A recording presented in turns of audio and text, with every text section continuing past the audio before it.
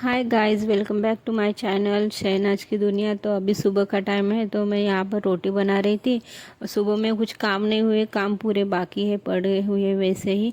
सिर्फ मेरे बड़ा बेटा स्कूल गया, उसका ही टिफिन बनाकर उसको ही सब सिर्फ बनाकर भेजती हूँ।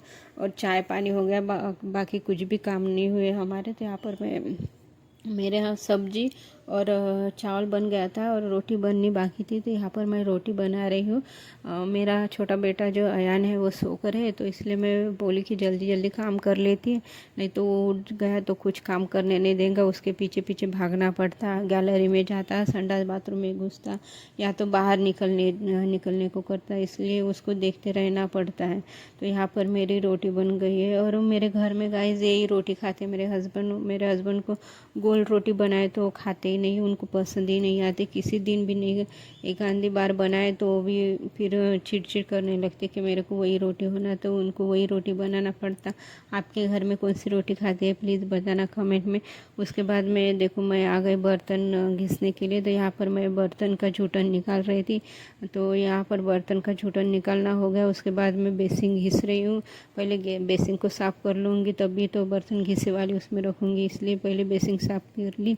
उसके बाद में मम्मी बोल रही थी कि मैं वो सोकर है, मैं बैठकर क्या करूँ, तब तक मैं झाड़ू पोछा लगा लेती। तो मैं बोली ठीक है, आप 2 रूम में लगा दो झाड़ू पोछा, बाकी का ये जो रूम है किचन में साफ़ कर लूँगी बाद में, मेरा काम होने के बाद में। तो मम्मी फिर वो 2 रूम में साफ़ कर लेती है, झाड़ू पोछा लगा लेती है।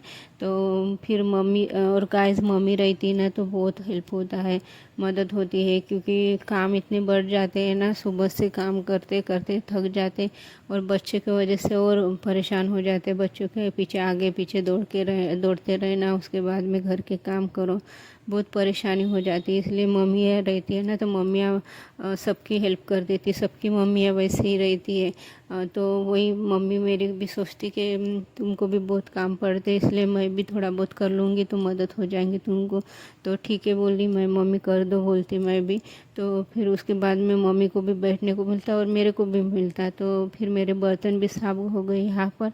और मैं यहाँ पर अभी गैस साफ कर रही हूँ।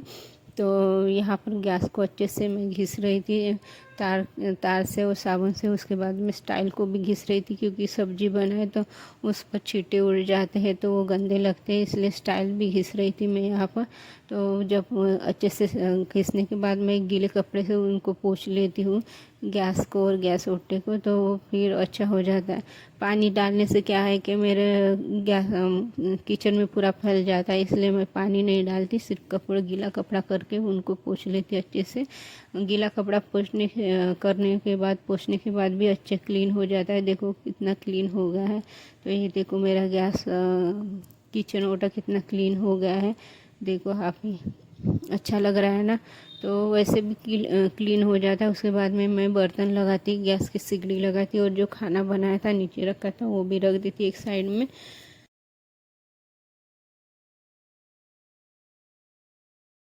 अभी मेरा पूरा काम हो गया, सिर्फ नहाना बाकी है। तो हॉल में आती तो देखती कि थोड़े बहुत कपड़े भी रहे थे वहाँ पर बिखरे हुए, तो वो उठा कर रख देती हूँ। तो अभी देखो ये मेरे बाहर का व्यू है, घर के बाहर का गैलरी का।